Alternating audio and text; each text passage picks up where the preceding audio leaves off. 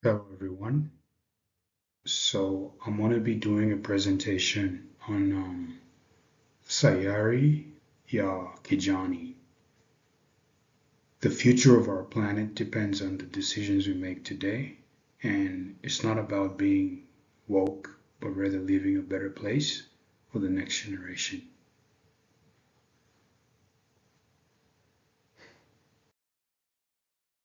So basically, Sayari ya Kijani is a Swahili word that means green planet. And the main goal we have is to focus on recycling things like plastic waste, the bottles and all these plastic wrappings. We want to collect them and recycle them into, fencing poles that are made of plastic, um, roofing tiles, and decking tiles for balconies, walkways, and swimming pool decks. So we have a serious plastic waste crisis, and we can't really ignore it. However much we try to ignore it, it's still gonna show up. So in my view, recycling plastic is a good way to make use of something that we would consider waste or unuseful.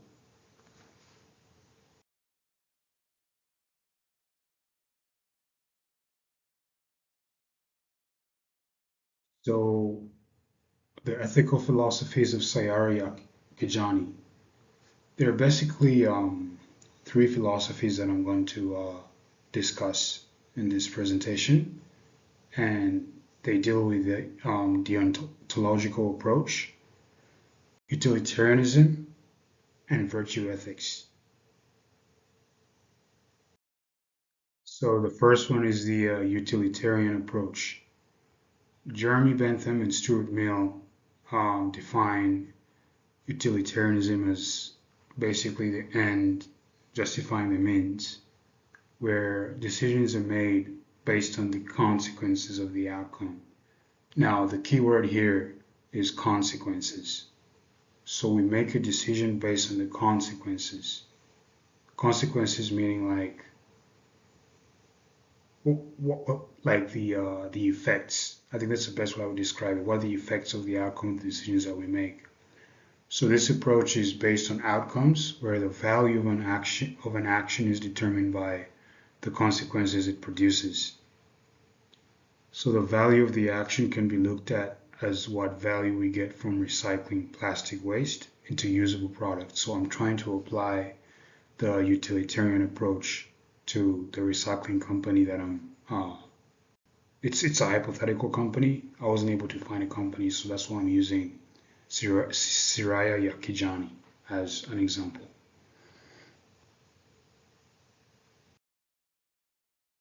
The second approach we have is the ontological approach. It's developed by Immanuel Kant. Is it Kant or Kant? And focuses on the moral obligation to do something because it is required of us to do so. And established social rules are used as a reference point in participating in an action that is deemed as just and ethical. Saraya Yakijani has a moral obligation to collect and recycle excess plastic, driven by the fact that our planet needs to heal and plastic pollution needs to be dealt with innovatively, and basically it is duty based. So the deontological approach is duty based, and the utilitarian approach is consequence based. That's the difference between these two approaches. And then we have virtue ethics. This approach differs from the previous two because it focuses more on the development of an individual or community and places emphasis on understanding good moral values. Now, some of the virtue ethics we talked about earlier in the class included Aristotle's 14 values and Josephson's core values. So Aristotle's 14 values include things like courage, temperance, liberality, magnificence, pride, high-mindedness, unmarred virtue, gentleness, truthfulness, wit, friendliness, modesty, um, righteous indignation, and justice. And then Josephson's core values basically are things like trustworthiness, respect, responsibility, fairness, caring, and citizenship. So when you apply virtue ethics to Siraya Kijani, you're basically looking at justice, environmental justice, and fairness. How can we be fair to each other? And how can we be fair to the next generation? It's like a virtue that comes from inside to want to do something that's morally right and doing something good, not just because you want recognition or because you want financial benefit, but you actually solving a problem that, if not solved now, could become much bigger in the future. So the ethical philosophical application. I think the deontological approach coupled with virtue ethics is the best approach to use for Sayari Yakijani, as it ensures that we're not thinking about the value of our action determining the consequences, but rather it's a moral obligation and it's inherently good to reducing the amount of plastic waste by turning plastic into a usable product. So something that we would consider as waste, like plastic, is actually being turned to something that we need. Like if I'm able to turn plastic that was being thrown out the window from a bus or maybe just being thrown in a dump site and accumulating, we can actually get all this plastic and find something to do with it. Because yeah, some of this plastic is taken back and recycled, but there's a lot of plastic waste. Like literally, if we had to do a cleanup of the plastic waste just in the area that I stay in, I mean, it would be humongous. People need to be aware about the dangers of plastic pollution. If we're not made aware about plastic pollution right now, it's an ethical and moral obligation that we have to our planet. It's not something that we do just because we want to feel good. It's something that we have to do because we want to leave this place better than we found it. Right now, virtually everything that we buy is made out of plastic. It doesn't matter what your socioeconomic status is. Everything has plastic in it. I'm not saying, okay, not everything, but like at least 80% of the products that we buy are plastic based.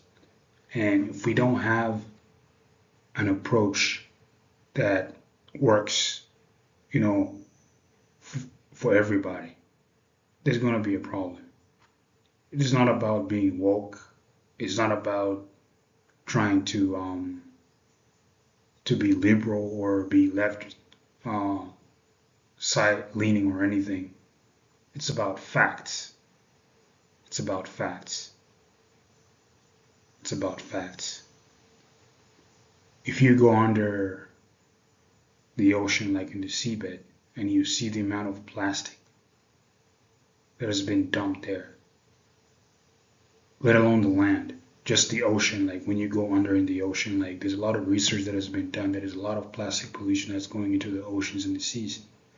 So if we don't do something about this plastic pollution problem right now, there's going to be a catastrophe. It's the only planet that we have that's sustainable for human life. Yeah, we can go to Mars, we can go somewhere else, but it's all about Earth. And if we love this planet, if we want to pass it on to the next generation, then we have to do something about the plastic pollution problem.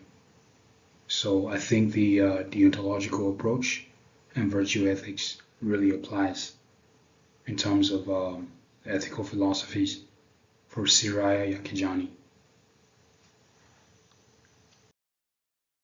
So the biblical approach. Genesis chapter 2, verse 15.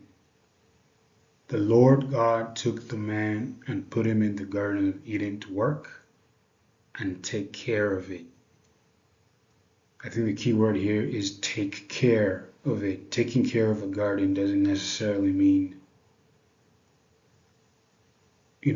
doing garden work. It means making sure that it's not polluted. So the garden in this sense could stand for the earth that we live on right now, because we can plant food on the earth that we live in. There's trees, there's fruit trees, there's everything that we need on the planet right now. So how can we steward God's creation towards a better, something better? I think we can do that by making sure that we reduce the amount of plastic waste that we have and try to find an innovative way to deal with plastic pollution without causing negative side effects coming from that. And then there's also this whole idea that plastic waste reduces the fertility of soil. And, when we're not able to plant food because the soil has lost fertility, we're going to end up having to use, chemical fertilizers just to make the soil produce as much food. And this also has side effects. So when we dump plastic without thinking about the long-term effects, that's what happens to the planet that we live in. I mean, there's so many people. I mean, even right now, you go to the rural areas and the plastic problem is starting to creep in, even in places that you would not expect it to exist in. You go to some of the trading centers as you're driving along some of the village areas, and you just find plastic all over the place. Someone finishes drinking a plastic soda and they just throw the bottle out. There's no recycling bins, especially in developing countries. There's no real verified. I'm not trying to bash the global south or anything, but I think we need to have more sensitization on how we can better steward the environment that God has given us. If we're going to adapt to modern lifestyle, it also has to come with, I think, certain responsibilities. You're not just going to get plastic and just throw it out. We have to have designated recycling spots where people can just take their plastic, or where people can be paid. Well, let's say, because there was a case like in my country, Uganda, like when you buy a glass soda bottle or even a beer that's made out of glass, you have to leave a deposit with the person that's selling you the beverage. And then when you bring back the glass empty, they give you back your deposit. I think we have to start doing the same with plastic, where, hey, I'm going to sell you a plastic soda or a plastic bottled water, but the price is going to increase. So if I'm buying mineral water at 500 shillings and I'm buying it from like wholesale, a full carton is about 12 bottles. Instead of paying 6,000, I'm going to pay 7,200. So the extra 1,200, I'm being charged 200 shillings a bottle in the carton of water. And then if I take back the 12 bottles to any registered maybe recycling hub or something, like basically Sayari or Kijani can also have an approach where we're going to partner up with some of these beverage companies that use plastics. We're like, hey, okay, we're going to be buying the plastics back from these folks, and we're going to be either selling it back to the beverage companies and using the excess to recycle it into poles or something. Maybe that might not work, but like my whole approach is like back to my issue of deposits. If instead of buying a full carton of water at 6,000 shillings, I'm going to pay 7,200 shillings for the carton of water, and the 1-2 is going to be kept at the shop.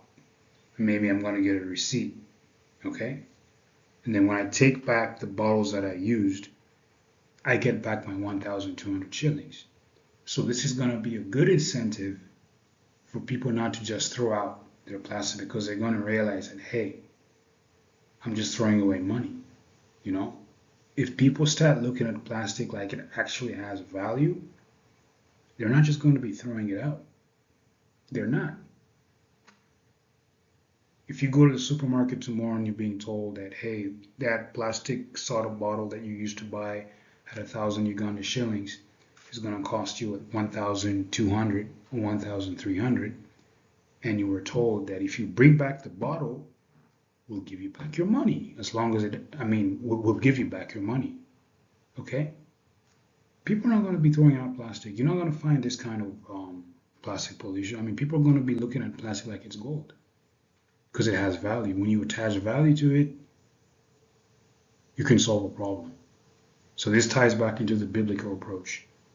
The Lord God took the man and put him in the Garden of Eden to work it and take care of it. Take care of it. The key word here is take care. Take care. Corporate social responsibility.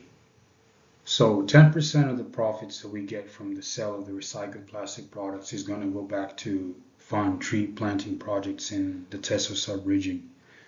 I'm from a place called Soroti in Uganda, and we're in the Teso sub-region, and we have a problem with there's a huge demand for things like charcoal, firewood, and timber for burning things like bricks, because the population is becoming urbanized and people are now building, like, there's a lot of construction going on, and with construction you need bricks, and in order to make the bricks you got to burn them, and in order to burn the bricks you got to cut trees down. People now are cooking, and people need fuel to cook food, and charcoal is the only available, like, cheaper source of fuel. And if you live in an urban place, you don't really realize it. But those of us that live in the rural areas, when I was here about 15 years ago, I think, when I came to visit, the tree cover was really, really dense. There were even certain places that you were not able to see with your naked eye because the trees were covering the place. But over time, because of the economic situation and because of the population growth, the demand for timber is going up. And as people cut down trees, it affects the climate. The trees are like the lungs for our planet. So what we want to do with our CSR practices is we want to incorporate environmental stewardship into a CSR. So we're going to be planting these trees, and we're going to be leasing the land, maybe from the government, or we're going to be talking to local communities where we're not going to be buying it, we're just going to be leasing it from them, and we're going to be doing tree planting. We're going to be giving out seedlings to community members, like, hey, we need to plant trees so that in the next 20, 30 years, we can have a replacement for the trees that are being cut down. Because if people are cutting down trees without replacement, there's going to be a catastrophe in the next 15 years. We don't think about it right now because you're getting old, and but there's young children that are coming up. We got to think about the younger generation, and that's something that sometimes I think we, the older people, like, are selfish about. We don't think about the younger ones. Okay? We cannot leave them a planet that is polluted, a planet that has unsteady weather patterns, a planet that does not have any forest cover. If we continue this trend, it's going to be dangerous. So we try to incorporate tree planting. That's the best of our CSR practices. And then the second CSR practice we want to do is educate and sensitize people through the local government, the Soroti local government, with some help from partner organizations, well-wishers, and donors. Basically educate people about plastic waste. If you're drinking a soda and you're in a bottle, or you're in a bus, or you're in a car, don't throw it out the window. You can always keep it with you. And like I was talking about in the previous slide, if we attach value to plastic like the way we do with the glass bottles, people wouldn't be doing that. So someone that has a beer bottle and knows that they have their deposit at the shop, he's not going to drink a beer and just throw it out. You're going to be looking at it like, look, I can take this plastic bag and get money for it. So that's my whole point. So CSR, yeah, it's basically it's our social responsibility to make sure that the community that we live in and the people that we serve are actually benefiting from our business. So I think tree planting and sensitization are going to be our two major focus points. So the PESO framework, the six letters in the PESO stand for political, economic, social, technological, environmental, and legal.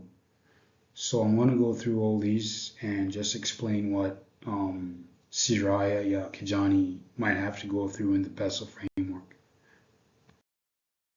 So political. When you're operating a recycling company, the nature of the politics in the country operating could affect your business, especially when you have politicians and lawmakers who understand the effects of certain causes like climate change and the dangers of pollution.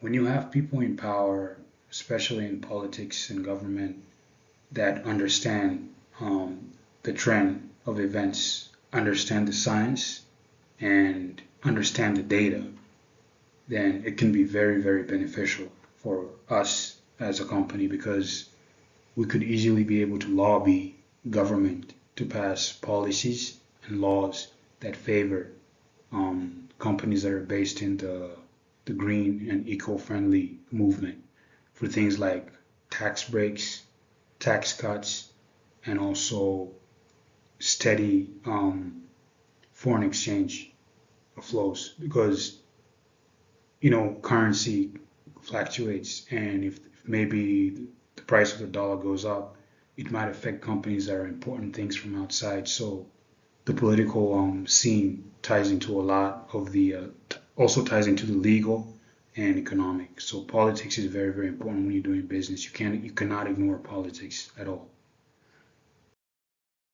So economic. For anything that we do in life, basically, there's always going to be a cost attached to it. It doesn't matter whether you're doing something for altruism or for profit, or you're just doing it for a balanced, purpose. There's always going to be a cost. You can never run away from the cost. You can never run away from the cost, and that's economics. You don't run away from economics. So Sayari Kijani needs funding in order to buy plastic waste at an affordable rate and beat out competition that might otherwise corner the market. So the scenario that we have is how much are we going to be offering for maybe a kilo or a pound of plastic waste? Because our worry is that, let's say Sayari Kijani steps in, maybe someone else might realize that, hey, those guys need plastic and that's their raw material. So when they realize that you're making a lot of sales, what are they going to do? They're going to corner the market. They're going to offer a better price per pound or per kilo for the plastic. And then they're going to force us to either raise the price or cut a deal with them. It's business. It's nothing personal. So we have to find a way to, corner the market so we can be sure that people are going to continue supplying us with plastic. We have to build a name and we have to have some market penetration strategies so we can ensure that the market is guaranteed. At least have what they call market share. What is the market share for Sayari Kijani when it comes to actually buying plastic waste? Because if you don't think about that, if you just like, hey, I'm going to start a plastic recycling company, where are you going to be getting your plastic from? If people realize that, oh, he's making money with plastic, so why don't I also invest? Okay, let's say Mark and his team at Sayari Kijani are buying a kilo of plastic maybe at 500 shillings. I'll go ahead and start my own company. I don't have the machinery, I don't have the connections, but I'm going to start my company and buy plastic at 800 shillings. So I'm offering 300 shillings more per kilo than what Mark is offering. I don't care if I make losses in the beginning, but what I'm trying to do is I'm trying to shock Mark's supply chain. Not really supply chain, but I'm trying to shock the supply of raw material. The raw material that we use is plastic. So if you have a competitor or someone that's not happy about you making money, what they're going to do is they're going to also go partner up with some other people, and they're going to offer more for the product that you really need. And then it's either going to force you to also increase your price to compete with them, or it's going to force us to cut a deal with the other guys that are buying plastic at a higher price. So we got to think about all that, and that ties into economic. So plastic is much more durable compared to wood, as it does not rot easily and can be damaged by termites. Um, the plastic-based poles might be expensive in the beginning, but long term, we see the thing about concrete and steel is that when you make concrete poles, rain and erosion and like elements of weather. After like 5, 6 years, you're going to see cracks. Some of the steel that was used to reinforce the concrete is going to start protruding out of the concrete. And over time, you're going to have to replace these poles. But the good thing about the recycled plastic is that it might be expensive initially, okay, because you're getting a good product. But the time that's going to take you to replace is going to be very, very long as it's maintained well. And the thing about recycled plastic-based poles and products is you don't have to deal with the issue of termites. A lot of I see a lot of electric poles and telephone poles, and some people even still use wooden poles to fence out their farms and do some paddocking for zero grazing and all that. But I think plastic poles are a much better solution, especially the ones that are made from recycled plastic. And consumers would also see it as a good way to try and curb the problem of plastic pollution. So social, the demographic trends are shifting and consumers are becoming much more aware of the benefits of buying sustainable products. And then recycling is viewed as a good corporate social responsibility, and this helps build brand image and consumer interest in sustainable products. Technological. There's a need to adopt and invest in research and development for better machines and technology that can crush, mold, and recycle plastic with minimum negative effects in terms of environmental pollution. And then AI, which is artificial intelligence, and automation is a growing trend in industrialization. And application of all these can help us save money on running the business. And the money that we save can be invested into some of our CSR practices.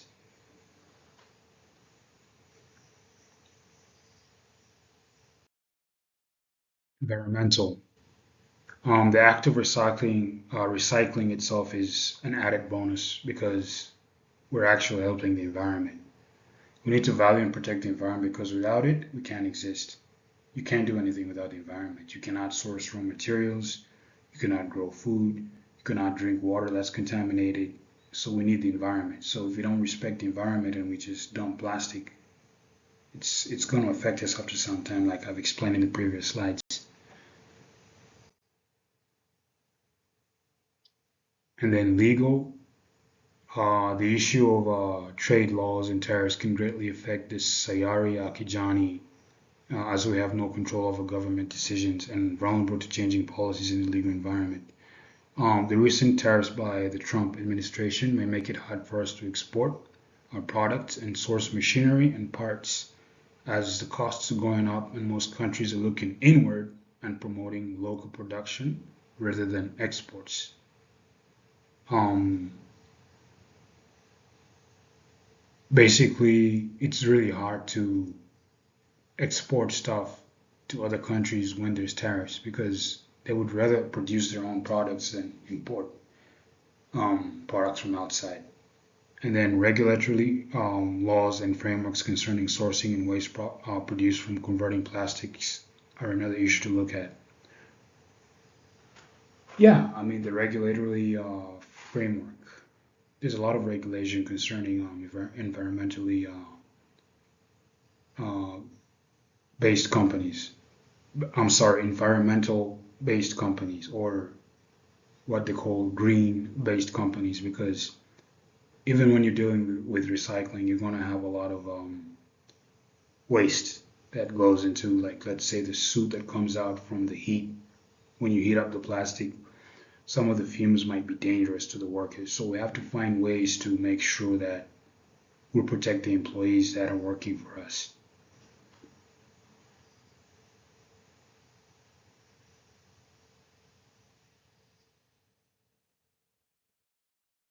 Sayari Kijani Code of Ethics, service to the communities and people, environmental justice, dignity of all employees and stakeholders, regardless of race, gender, sexual orientation, religion, tribe, but rather base our judgments on merit and values. Integrity in all that we do while giving glory back to God. Accountability and transparency to all our stakeholders in government as core values. Having a purpose driven motive to reduce pollution while making something innovative.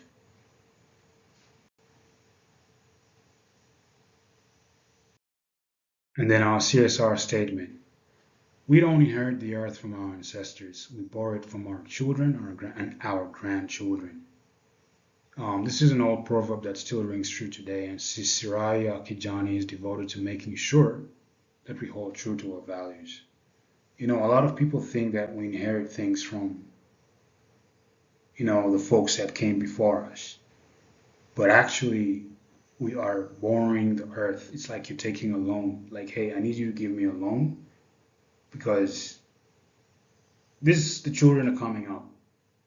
And I always talk about the children because I was once a child myself, and I know what it means to play outside and breathe fresh air.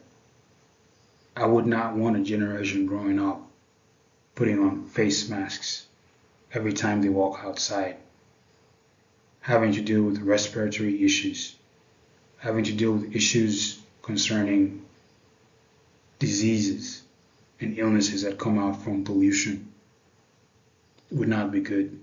I don't think our children will look at us in a good way. So getting rid of the plastic problem ties into our CSR statement. And then, planting trees, sensitization on the dangers of plastic pollution is at the core of our business as we try to educate people on the dangers of plastic and waste pollution. And it helps us also gain brand recognition. And we hope to grow and continue our efforts in promoting environmental sustainability in order to leave our home planet better than we found it. And we do this by planting trees. We're focused right now on planting trees because trees are the number one factor in trying to tackle the climate crisis.